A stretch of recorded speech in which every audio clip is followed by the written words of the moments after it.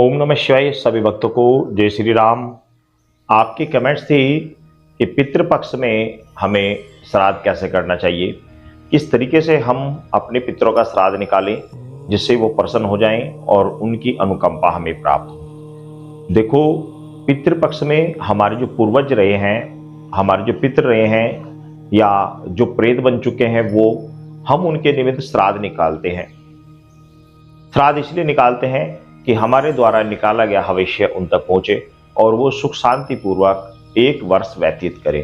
किंतु यदि किसी कारणवश हमारे पितृ रुष्ट हो जाते हैं और पितृ दोष लग जाता है तो ऐसी स्थिति में घर की स्थिति बड़ी ही दयनीय हो जाती है। घर में बरकत बिल्कुल भी नहीं रहती, घर में लड़ाई झगड़ा रहता है और घर की स्थिति बद से बदतर बन जाती है। आपका सवाल था कि श्राद्ध काल में हमें पितरों का तर्पण, पितरों के निमित्त भोजन किस प्रकार निकालना चाहिए, किस तरीके से निकालना चाहिए, क्या उसका सही तरीका है।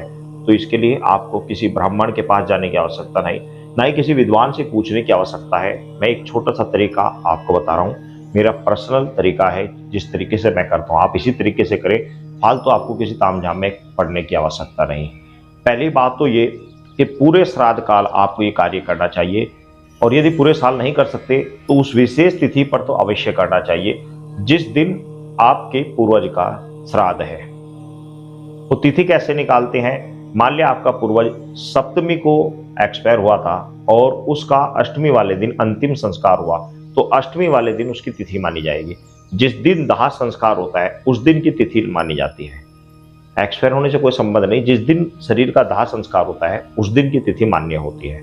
उस तिथि के हिसाब से ही श्राद्ध जोड़ा जाता है। 15 दिन के श्राद्ध रहते हैं, तो श्राद्धों में आपने जो तिथि है उस तिथि में आपको करना क्या है, या फिर प्रतिदिन आप कर सकते हैं, क्योंकि हमारे पूर्वज अनंत काल से चले आ रहे हैं। तो कोई हर तिथि में हमारे पूर्वज कोई ना कोई एक्सपायर हुआ है, तो ऐसी स्थिति में प्रतिदिन करना चाहिए वैसे तो। लेकिन अगर नहीं करना चाहते तो जो विशेष तिथि है उनमें तो करें। उसके लिए आपको करना क्या है कि आपके जो पितृ हैं, जिस तिथि में आप जिस पितृ का, मान लिया आपके दादा हैं, आप अपने दादा का पितृ का, अपने दादा का श्राद्ध करना चाहते हैं, तो दादा के निमित्त आप ये सोचें कि दादा को क्या पसंद था, वो क्या खाना पसंद किया करते थे, तो उनके निमित्त जो उनको अच्छा भोजन लगा करता था वह अच्छा भोजन बनाइए। यदि वो बीड़ी सिगरेट पिया करते थे तो वो भी आप रख लीजिए।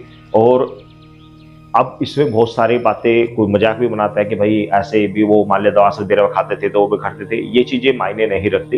लेकिन इतना है कि अगर मान लिया छोटी मोटी चीजें आप उसमें रख सकते हैं, तो आपने उनके मन रूप जो वो भोजन किया करते थे उन्हीं के अनुरूप भोजन बनाइए। और वह सभी भोजन एक पत्तल में निकाल लिए। आज के टाइम में केले के पत्ते, यदि केले के पत्ते निकालते हैं तो अति उत्तम है, और नहीं तो मार्केट में दोने या बड़े पत्तल, कागज के पत्तल उपलब्ध होते ही हैं। उन पत्तल में आप पूरा एक थाली भोजन निकालिए, उस भोजन को निकालिए।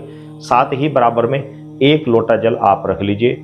उस 1 लोटे जल में से आप थोड़ा सा जल अपने हाथ पर लीजिए और अपने उस पितृ का आह्वान कीजिए। और यदि आपको पता नहीं कि किस पितृ का निकालना है, प्रतिदिन आप निकाल रहे हैं, तो हमारे कुल के जो पितृ हैं जिसकी आज पुण्य तिथि है वो आज आए और अपना यह श्राद्ध स्वीकार करें। यह बोलकर आपको वह जल उस खाने की थाली या पत्तल के चारों ओर इस प्रकार डाल देना है। इस प्रकार आपको 3 बार बोलना है और तीनों बार यह आपको छोड़ देना है।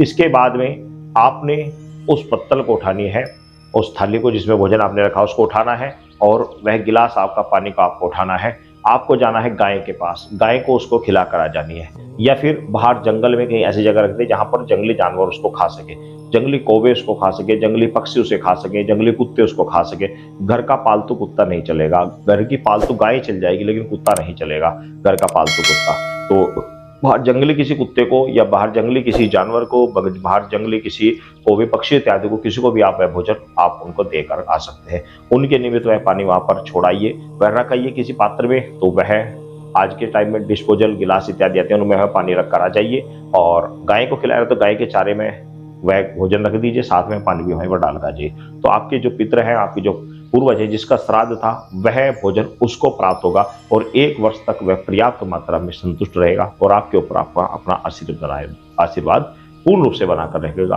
तो ये श्राद्ध करने की विधि होती है, इस तरीके से श्राद्ध किया जाता है। इस तरीके से आप श्राद्ध करें। सभी भक्तों को जय श्री राम।